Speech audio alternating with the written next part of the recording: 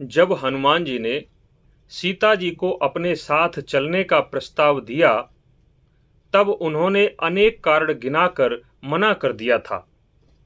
वे कारण क्या थे, इसके लिए आप हमारे वीडियो को देख सकते हैं। हमने डिस्क्रिप्शन में उसका लिंक दे दिया है। अब हम आगे की कथा बताते हैं।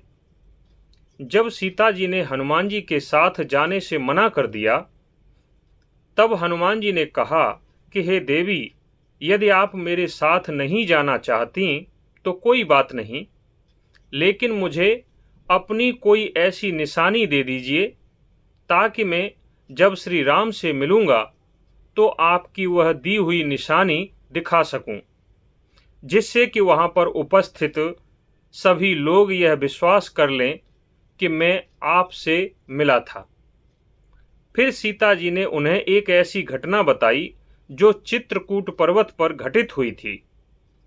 वहीं पर श्री राम, सीता जी और लक्ष्मण के साथ कुटिया बनाकर रहते थे। सीता जी हनुमान जी को वह घटना बताते हुए कहने लगीं कि एक दिन चित्रकूट पर्वत पर मंदाकिनी नदी के समीप जब मैं कुटिया में अकेली थी, उसी समय एक कौआ आया जो मुझ पर चोंच मारने लगा। मैंने उसे हटाने की काफी चेष्टा की, लेकिन वह कौआ चोंच मार मार कर मुझे परेशान कर रहा था। उस दुष्ट कौए ने मुझे घायल कर दिया। जब वह मेरे अनेक प्रयास करने के बाद भी वहां से नहीं गया, उसी समय श्री राम भी वहां पर पहुंच गए। उस कौए के द्वारा मुझे घायल हुआ देखकर उन्हें क्रोध आ गया।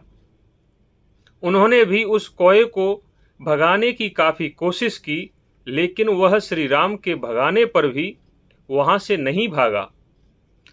तब श्री राम ने उसकी अकल ठिकाने लगाने के लिए अपने हाथ में कुश लिया और उस कुश को ब्रह्मास्त्र के मंत्रों से अभिमंत्रित करके उस दुष्ट कौए की तरफ छोड़ दिया।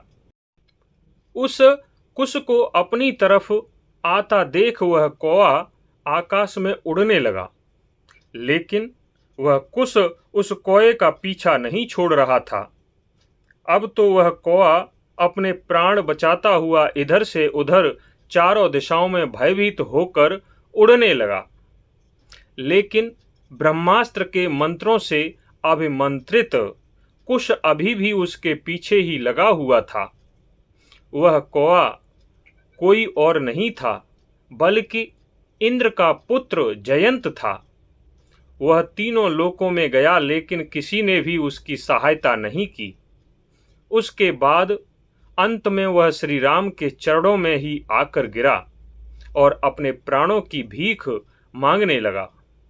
तब श्री राम ने उस पर प्रसन्न होकर उस कौए से कहा कि जो ब्रह्मास्त्र मैंने छोड़ा है वह व्यर्थ तो नहीं जाएगा, इसलिए तुम्हारे प्राण तो बच जाएंगे, लेकिन तुम्हें अपने शरीर के किसी अंग को त्यागना पड़ेगा।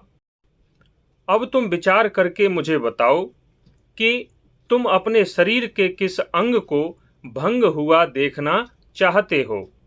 उस कौए ने बहुत सोच विचार करके श्री राम से कहा कि हे प्रभु, आप मेरी एक आंख नष्ट कर दीजिए।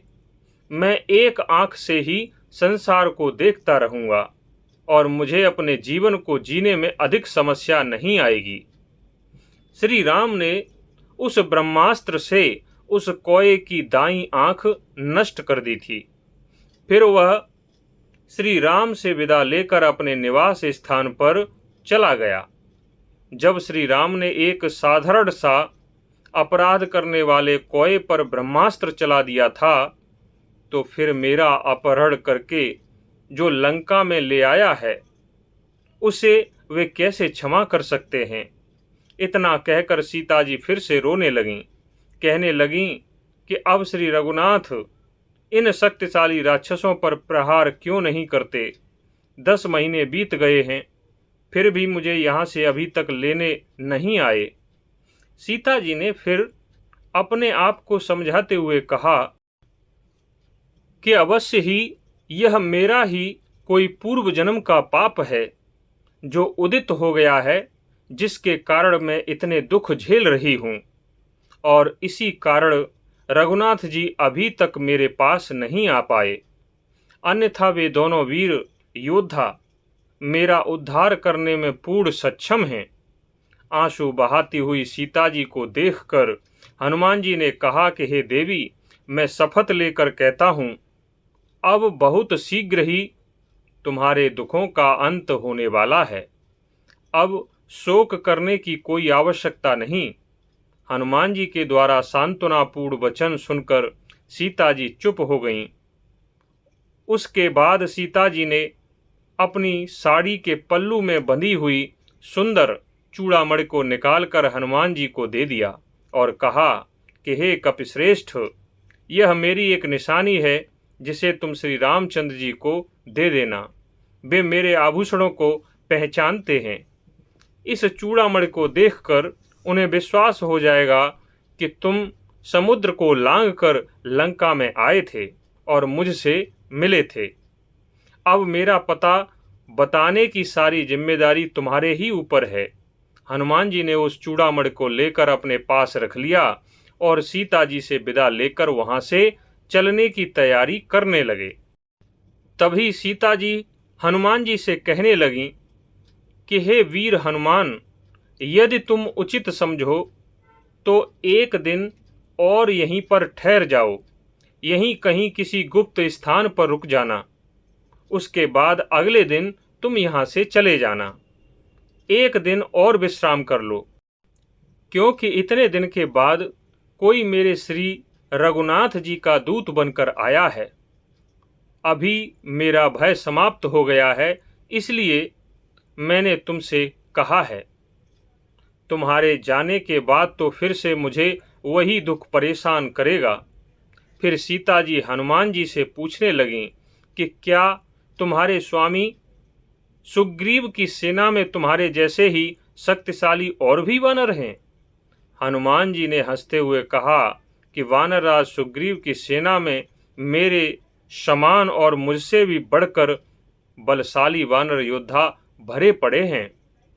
उनके पास कोई भी ऐसा वानर योद्धा नहीं है जो बल और पराक्रम में मुझसे कम हो। मेरे से भी महाबली वानर योद्धा जब अपना पराक्रम राक्षसों के सामने दिखाएंगे तो ये राक्षस उनके सामने टिक नहीं पाएंगे। अतः आपको कदापि दुखी होने की आवश्यकता नहीं है। फिर हनुमान जी ने उस अशोक वाटिका में क्या किया, यह हम अगले वीडियो में बताएंगे। हमारा वीडियो अच्छा लगा हो तो लाइक करें, कमेंट करें, शेयर करें और चैनल सब्सक्राइब अवश्य करें। धन्यवाद।